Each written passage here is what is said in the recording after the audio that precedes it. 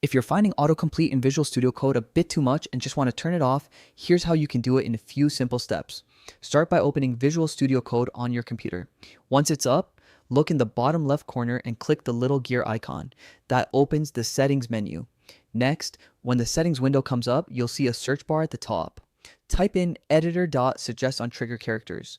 This setting controls whether suggestions pop up automatically when you type certain characters. Just switch it off. While you're at it, you might want to turn off a couple of other related settings to really clean things up.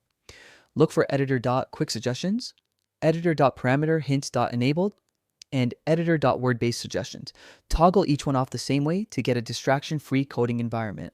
Once those are off, VS Code will stop throwing suggestions at you while you're typing, which can make coding feel cleaner and more focused.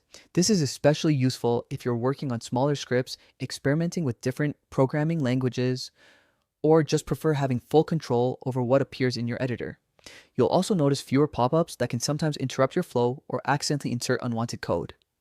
If you ever want autocomplete back, just revisit the settings and turn these options back on.